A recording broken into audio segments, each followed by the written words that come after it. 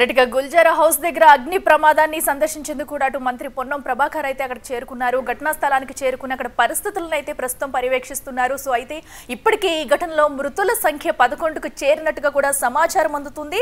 So ఇప్పటికే అటు గాయపడ్డ వారిని సైతం కూడా ఆసుపత్రికి తరలించి చికిత్స అందిస్తున్నారు.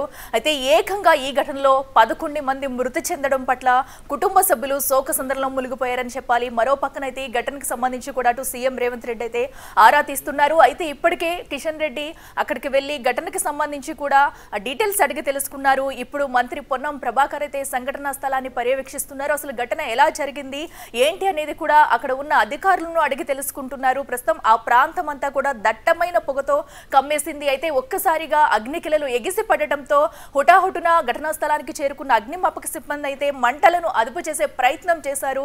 సో ప్రస్తుతం అయితే మంటలన్నీ అదుపులోకి వచ్చాయి. అయితే ఇంకా ఆ ప్రాంతం మొత్తం కూడా దట్టమైన పొగ కమ్మేసింది. సో ఈ నేపథ్యంలో అక్కడ ఘటనా స్థలంలో సిచ్యువేషన్ ఏంటనేది కూడా అక్కడ ఉన్న అధికారులను అయితే అడిగి తెలుసుకుంటున్నారు మంత్రి పొన్నం ప్రభాకర్. మనం విజువల్స్ లో చూస్తున్నాం బిగ్ టీవీ స్క్రీన్ మీద ఎక్స్క్లూజివ్ గా కూడా అక్కడ ఘటనా స్థలంలో ప్రస్తుతం సిచ్యువేషన్ ఏంటి, ఏ పక్కన అసలు ఎలా జరిగింది, అసలు మంటలు ఎటుపక్క నుంచి వ్యాపించాయి, ఇంత పెద్ద మొత్తంలో కూడా నిమిషాల వ్యవధిలోనే ఇంత పెద్ద మొత్తంలో మంటలు ఎగిసిపడడానికి గల కారణాలు ఏంటి దానిపై కూడా ఆరా తీస్తున్నారు. అండ్ అలాగే ఇలాంటి ఘటనలు తరచూ కూడా జరగకుండా ఉండేందుకు ఎలాంటి చర్యలు తీసుకోవాలన్న దానిపై కూడా ఇప్పుడు ఫోకస్ చేయనున్నారు సర్కార్ అయితే. సో ప్రస్తుతం అయితే అక్కడ సంఘటన స్థలంలో సిచ్యువేషన్ ఎలా ఉందనేది కూడా బిగ్ టీవీ స్క్రీన్ మీద చూస్తున్నాం మనము.